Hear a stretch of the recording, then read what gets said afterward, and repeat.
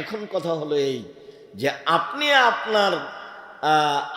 আপনার দুই মেয়ের কারণে রাসূলের সাথে জান্নাতে থাকতে পাবেন কিনা, এইটা আমার কথা। এই মুহূর্তে রাসূল সাল্লাল্লাহু আলাইহি সাল্লাম বললেন, ওই সব মহিলাদের উপরে অভিশাপ যারা পরচুলা ব্যবহার করে, যারা ভরু তুলে চিকন করে, যারা দাঁত ছিলে চিকন করে, যারা উল্কি গায়ে লাগায়, যারা নিজেদেরকে উঁচু লম্বা দেখানোর জন্য উঁচু স্যান্ডেল পরে, যারা ব্রেসিয়ার পরে নিজেকে কম বয়সী প্রমাণ করতে চায়, এদের উপরে অভিশাপ, এদের উপরে অভিশাপ, এদের উপরে আল্লাহর গজব নাযিল হবে। আল্লাহ রাসূল বলছেন যে তিন শ্রেণীর মানুষ জান্নাতে যাবে না, তিন শ্রেণীর মানুষ জান্নাতে যাবে না, তিন শ্রেণীর মানুষ জান্নাতে যাবে না। তার এক শ্রেণীর মানুষ হচ্ছে রাজলাতু মিনান নিসায়ে, পুরুষের বেশধারী নারী, যারা পুরুষের জুতা স্যান্ডেল পরে, যারা পুরুষের শার্ট প্যান্ট পরে, যারা পুরুষের পোশাক পরে, তারা জান্নাতে যাবে না। তা আপনার মেয়ে তো প্যান্ট পরে আছে এখন, তো আল্লাহ রাসূল তো ঘোষণা আগে দিয়েছেন, তা আপনি তখন তাহাজ্জুদ পড়েও হবে না, হজ করেও হবে না, পথ তো সব বন্ধ হয়ে গেছে মেয়ের কারণে। যে মেয়ের কারণে রাসূলের সাথে কিভাবে থাকার সুযোগ হচ্ছিল,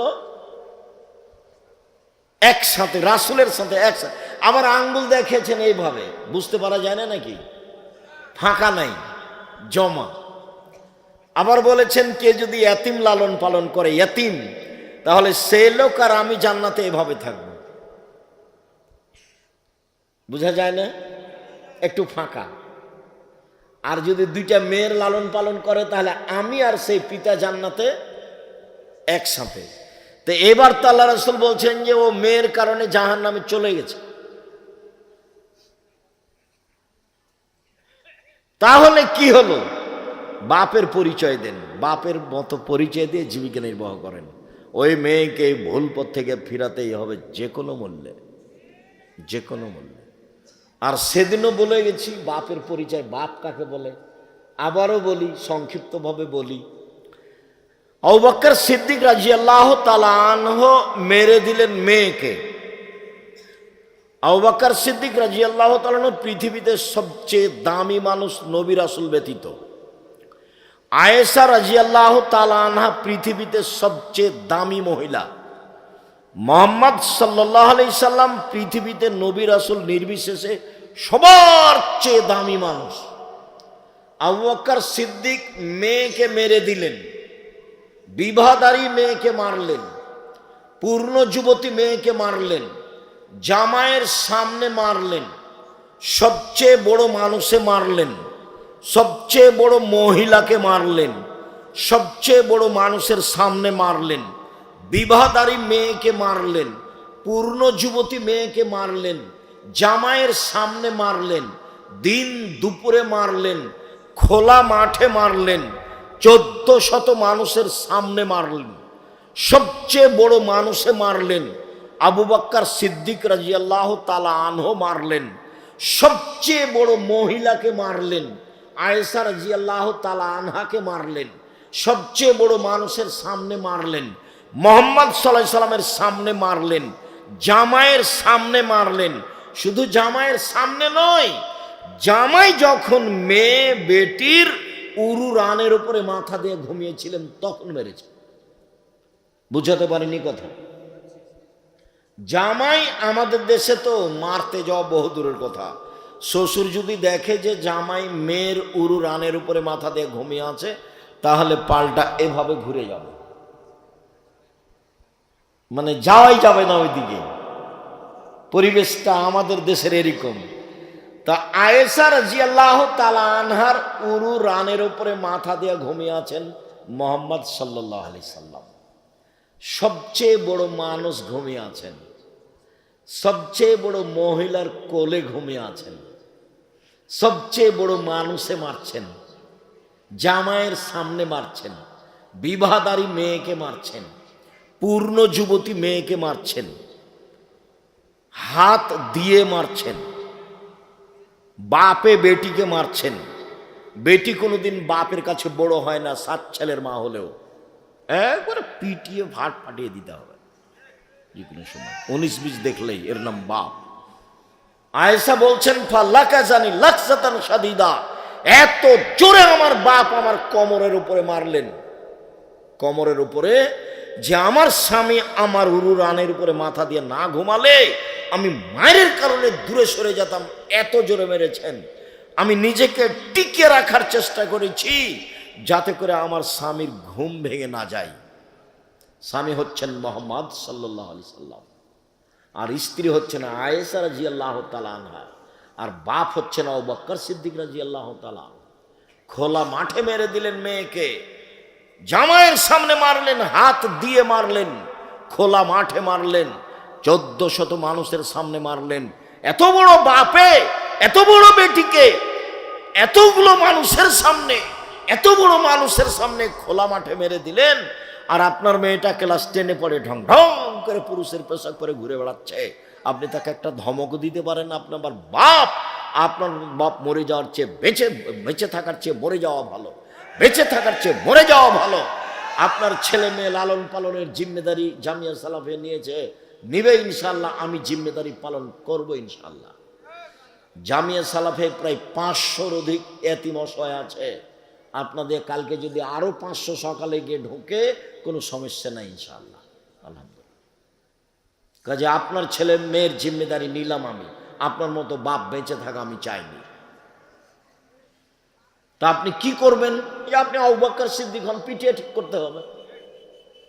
বিবাহদারী মেয়েকে জামাইয়ের সামনে আবু বকর সিদ্দিক মারতে পারেন, আপনি ধমক দিতে পারেন না? ওর কপালে টিপ আছে, নখে নেইল পালিশ আছে, পুরুষের পোশাক পরে আছে, ভ্যানিটি ব্যাগ হাতে করে ঢং ঢং করে ঘুরে বেড়াচ্ছে, আপনি কিছুই বলতে পারেন না? আপনাকে শরম লাগে, আপনাকে তেস্তর লাগে, আপনাকে কেমন কেমন লাগে, কেমন কেমন লাগবে? কেন লাগবে? কেন লাগবে? হিন্দু মেয়েরা কপালে টিপ দেয়, আপনারটা দিল কেন? ওইভাবে আসকারা মাস্কারা মুখে চোখে লাগিয়ে মানুষের সামনে ঘুরে কি করে? রিক্সাওয়ালাকে দেখানোর জন্য রিক্সায় উঠে? রিক্সাওয়ালা কি স্বামী? রিক্সাওয়ালাকে দেখানোর জন্য তার এত সাজগোজ, বাজারে যাওয়ার জন্য তার এত সাজগোজ, সাজুগুজু তার এত কেন? বাজারে যায় কেন এভাবে? আপনি চোখে দেখতে পান না? আপনার স্ত্রী চোখে দেখতে পায় না? স্বামী স্ত্রী ছাই করতে কলা করতে বেঁচে আছেন? কেন বেঁচে আছেন? ছেলে মেয়েকে মানুষ করতে হবে, এই জন্য বেঁচে আছেন। রাসূল সাল্লাল্লাহু আলাইহি সাল্লাম বলছেন, কোন পিতা যদি 2 জন মেয়ের লালন পালন করে, সেই পিতার আমি জান্নাতে একসাথে থাকব। তখন তিনি বলেছেন, বিদ্যা শিখিয়ে দিল, সুন্দর বিদ্যা শিখিয়ে দিল, শিষ্টাচার শিখিয়ে দিল, সুন্দর শিষ্টাচার শিখিয়ে দিল, তার সাথে ভালো আচরণ করলো। এই বাপ নবীর সাথে জান্নাতে একসাথে এভাবে থাকবেন। সম্মানিত দিনী ভাই বোন, মনে রাখা ভালো হবে, জেনা মহাপাপ। রাসূল সাল্লাল্লাহু আলাইহি সাল্লাম বলেন, অবিবাহিত ছেলে মেয়ে জেনা করলে 100 লাঠি পিটিয়ে এলাকা থেকে তাড়িয়ে দিতে হবে 1 বছরের জন্য। তিনি বলেন, বিবাহিত পুরুষ নারী জেনা করলে ইট ঢেল পাথর দিয়ে মেরে মেরে মেরে ফেলতে হবে, তার বেঁচে থাকার কোনো সুযোগ নেই। 3 শ্রেণীর মানুষকে হত্যা করতে হয়, 2 শ্রেণীর মানুষের বাঁচার পথ আছে। 3 শ্রেণীর মানুষকে হত্যা করতে হয়, 2 শ্রেণীর মানুষের বাঁচার পথ আছে। 1, কেউ যদি বলে আমি কোরআন মাজিদ মানি না, তাহলে তাকে সরকারিভাবে হত্যা করতে হবে। ফাঁসির মঞ্চে নিয়ে যাওয়া হয়েছে, ও এখন বলছে আমার ভুল হয়েছে, কোরআন আল্লাহর দেওয়া বিধান, তাহলে তাকে ফাঁস থেকে নামিয়ে নিতে হবে। হত্যার যোগ্য অপরাধ ছিল, স্বীকৃতির কারণে সে বেঁচে গেল। 2, আপনি আমাকে হত্যা করেছেন, আমার বাপ মা আপনাকে হত্যা করে নেবে, তার নাম কিসাস। তবে আপনার বাঁচার পথ আছে। আপনাকে ফাঁসির মঞ্চে নিয়ে যাওয়া হয়েছে, গলায় ফাঁসও দেওয়া হয়েছে, আমার বাপ মা ছুটাছুটি করে বলছে আমরা মাফ করে দিলাম, আমরা মাফ করে দিলাম, আমরা কিসাস নিব না, তাহলে আপনার আর ফাঁসি হবে না। 3, বিবাহ করার পরে যদি কেউ জেনায় লিপ্ত হয় তাহলে তাকে পৃথিবীতে বাঁচিয়ে রাখার কোনো পথই নেই। কিয়ামত পর্যন্ত কোনো পথ বেরো হবে না। বিবাহ করার পরে যদি কেউ জেনায় লিপ্ত হয় তাহলে তাকে পৃথিবীতে বাঁচিয়ে রাখার কোনো পথ নেই, পুরুষ হোক আর নারী হোক। জেনা মহাপাপ, জেনা মহাপাপ, জেনা মহাপাপ। এর পরেও যদি তার বিচার না হয়, সে যদি রাতের অন্ধকারে দিনে কোনো জায়গায় নির্জনে বসে আল্লাহকে বলে আমি ভুল করেছি, আমি অপরাধী, আস্তাগফিরুল্লাহ ওয়া আতুবু ইলাইহি, আমি আল্লাহর কাছে ক্ষমা ভিক্ষা চাই, তার কাছে ফিরে যেতে চাই, আস্তাগফিরুল্লাহ আল্লাযী লা ইলাহা ইল্লা হুয়াল হাইয়ুল কাইয়ুম ওয়া আতুবু ইলাইহি, রব্বিগফিরলি ওয়া তুব আলাইয়া ইন্নাকা আনতাত তাওয়াবুল গফুর, আল্লাহুম্মা আনতা রাব্বি লা ইলাহা ইল্লা আনতা খালাকতানি ওয়া আনা আবদুকা ওয়া আলা আহদিকা ওয়া আদিকা মাসতাতাতু আউযু বিকা মিন শাররি মা সানাতু আবু লাকা বিনিমাতিকা আলাইয়া ওয়া বিযামবি ফাগফিরলি ফাইন্নাহু লা ইয়াগফিরুয যুনুবা ইল্লা আনতা। আল্লাহ এই পাপ তার ক্ষমা করে দিবেন ইনশাআল্লাহ। কেন?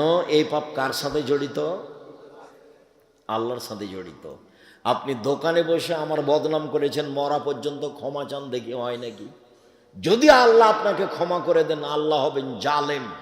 আল্লাহ বলেছেন আমি জুলুম করি না, আমার উপরে জুলুম আমি হারাম করেছি, ইন্নী হারামতু যুলমা আলাইয়া, আমার উপরে জুলুম আমি হারাম করেছি।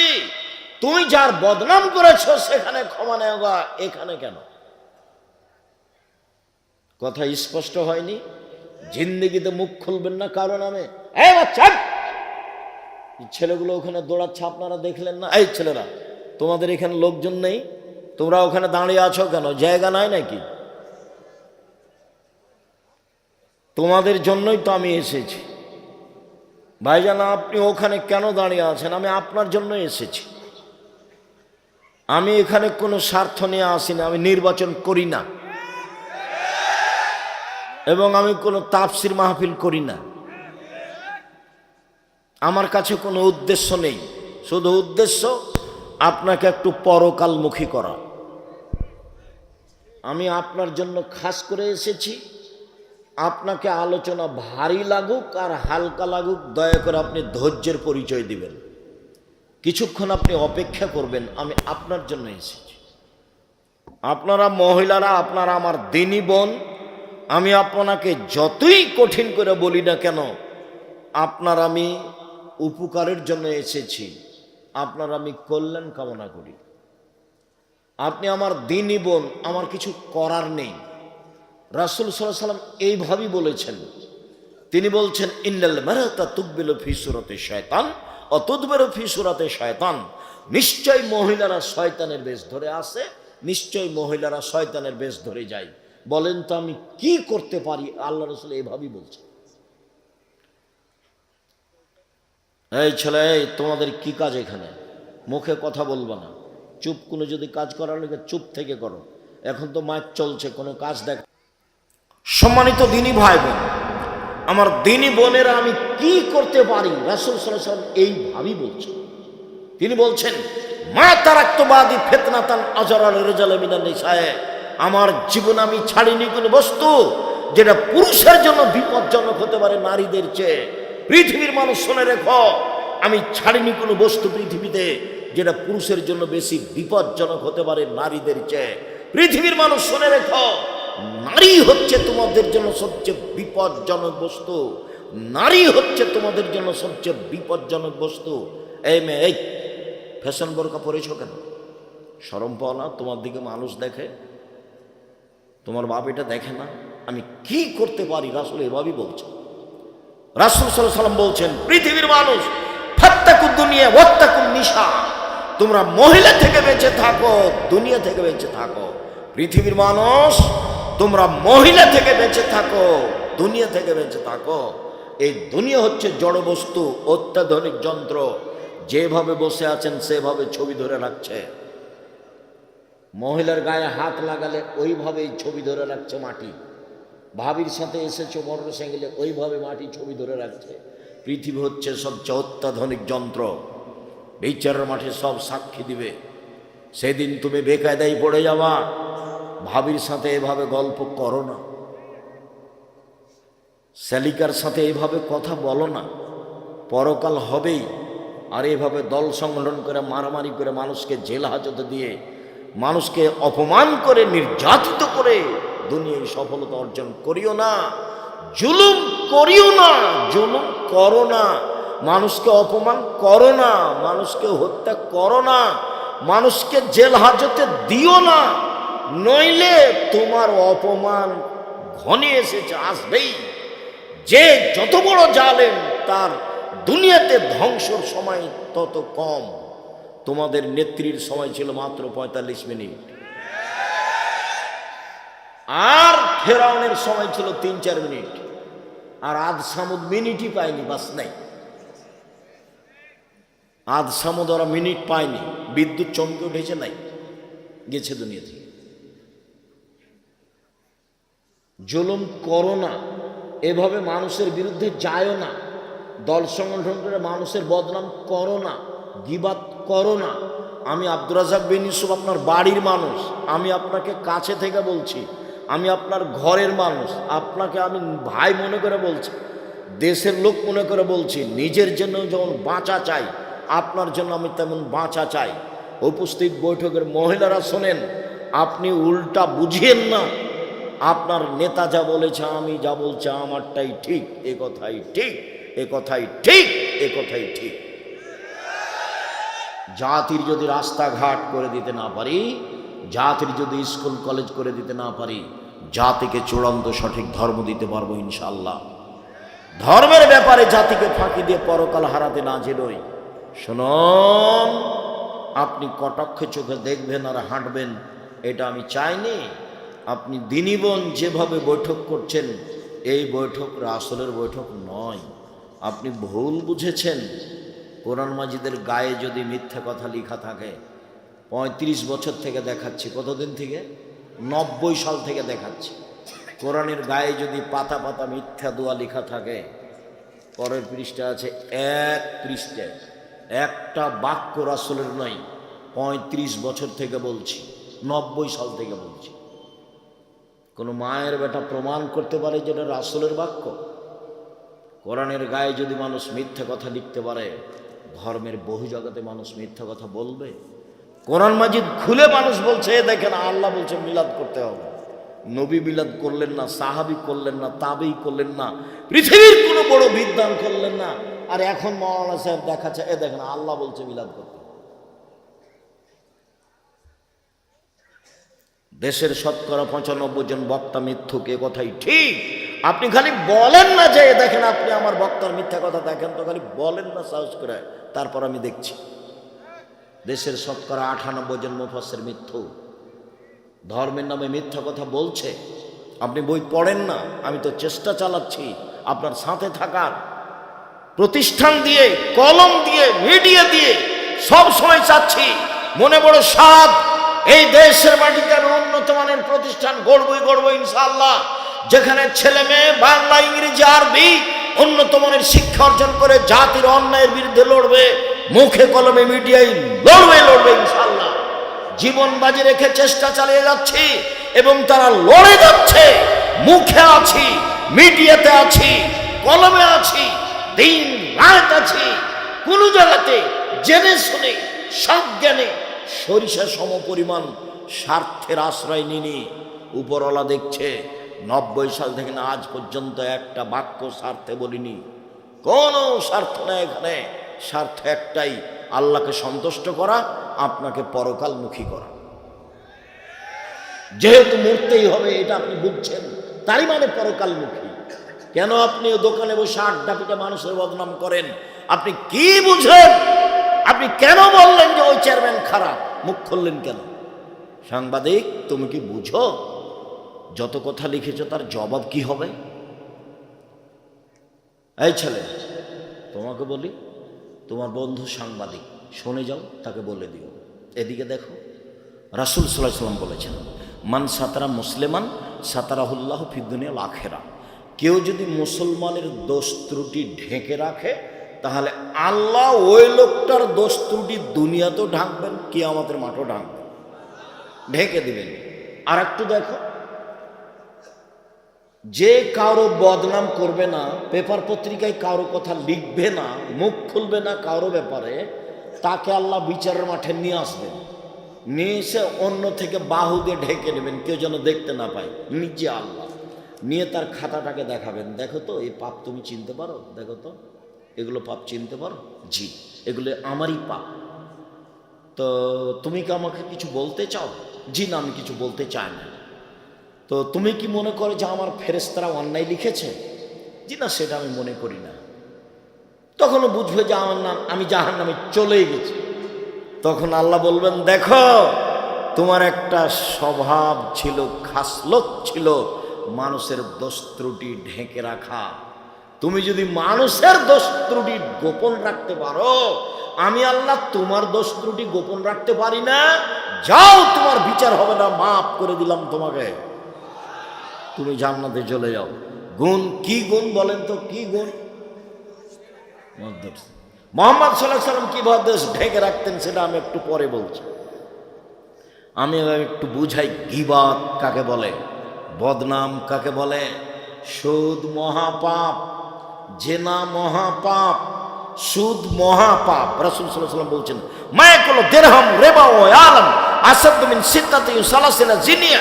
কেউ যদি জেনে শুনে 1 টাকা সুদ খায়, 36 বার জেনা করে যত পাপ হবে, 1 টাকা সুদ খেলে তার চেয়ে বেশি পাপ। যেটা মানুষ দিন রাত করছে। কিস্তি তুলেছেন কেন? এই ছেলে, তোমার মা কিস্তি তুলেছে কেন? খালা বলে ডাকতে পারো না যে তোমার এটা খাবো না, প্রয়োজন আমি ভিক্ষা করে খাবো। ভিক্ষা করে খাওয়া কেন? মানুষের বাড়িতে কাজ করে খাওয়া। আমি ভিক্ষা করার কথা বলি তোমার বাপকে খাটো করার জন্য। তোমার বাপ তোমার জন্য কেন যৌতুক নিবে কেন? তখন আমি কষ্ট পেয়ে বলেছি, বাপ বেটা ভিক্ষা করে খাও। যৌতুক নিয়েছো কেন? আগামীকাল সন্ধ্যা হতে হতে যৌতুক ফেরত দিতে হবে। দিন মজুরি করে থাকো, মোটরসাইকেল নিয়ে কেন? বলে আমাকে খুশি হয়ে দিয়েছে। বেটা, তোমার শ্বশুর মোটরসাইকেলটা ফকিরকে দেয় না কেন?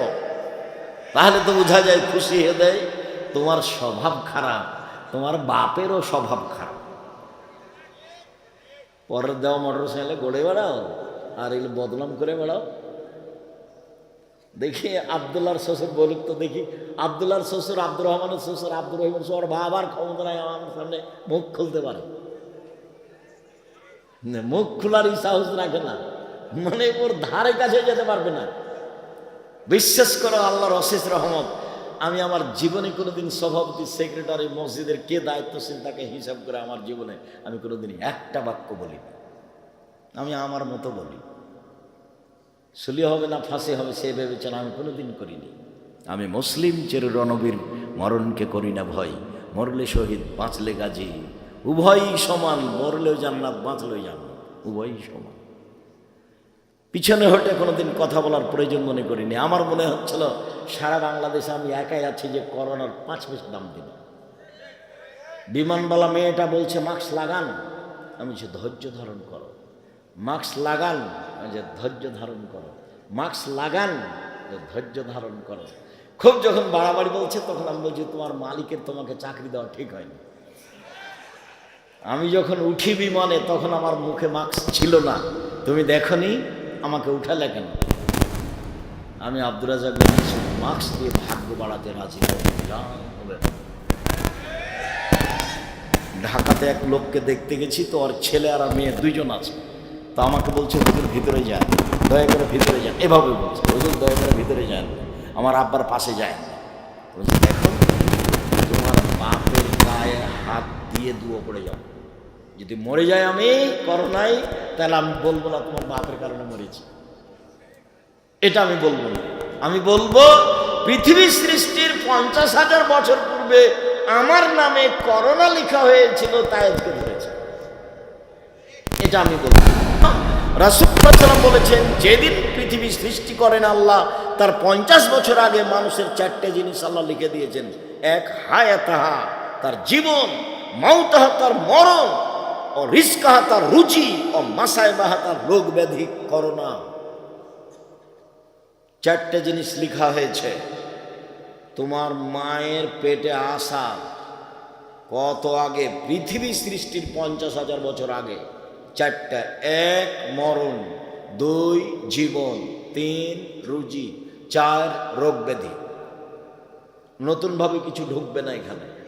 তা আমি সাহসারা হব কেন? যে লোকটার করোনার যে অবশিষ্ট আছে ওখানে ফেলে দিচ্ছে, আর একজন ফকির তুলে খাচ্ছে, ওর করোনা ধরে না। আর আমি না পাশে গেলে বলে করোনা ধরে নিবে। পাগল বানাচ্ছে যারা ওষুধ তৈরি করেছে তারা, এরাকে সব পাগল বানাচ্ছে, এদেরকে সব টিকা মিকা দিয়ে এদেরকে সব বিকলাঙ্গ করছে। এইসব পথে যেতে হবে না। পথ আমি কোনোদিন বলিনি যে ইহুদি খ্রিস্টানদের অধীনে থাকতে হবে, ওদের গোলাম হয়ে থাকতে হবে, এটা আমি কোনোদিন বলিনি। পথ আছে, গরিব মানুষ, আমি মানুষের বাড়িতে কাজ করে খাবো, আমি কাজ করে খেতে বলিনি। আমি বলেছি চকলেটের ব্যবসা, চকলেটের ব্যবসা বলে আমি চকলেটের ব্যবসা করতে বলিনি, আমি বলেছি সবচেয়ে কম পয়সার ব্যবসা। বুঝাতে পারলাম না কথা? চকলেটের ব্যবসা মানে সবচেয়ে কম পয়সার ব্যবসা। লোন নিয়ে ব্যবসা করতে রাজি নই, লোন নিয়ে ব্যবসা করতে রাজি নই। রাসূল সাল্লাল্লাহু আলাইহি ওয়াসাল্লাম প্রত্যেক সালাতে সালাম ফেরার পূর্বে বলতেন, ওয়াউযু বিকা মিনাল মাসামি ওয়াল মাগরাম, তোমার কাছে বাঁচতে চাই বড় পাপ হতে, তোমার কাছে বাঁচতে চাই ঋণ কর্য হতে, তোমার কাছে বাঁচতে চাই বড় পাপ হতে, তোমার কাছে বাঁচতে চাই ঋণ কর্য হতে, তোমার কাছে বাঁচতে চাই বড় পাপ হতে, তোমার কাছে বাঁচতে চাই ঋণ কর্য হতে। আল্লাহ রাসূল এভাবে বলতেন সালাম ফেরার পূর্বে। আর আল্লাহ রাসূল বলতেন, এই শোনো, এই জানাজা এ লোকের ঋণ আছে নাকি? বলে জি আছে। তা আমি গেলাম।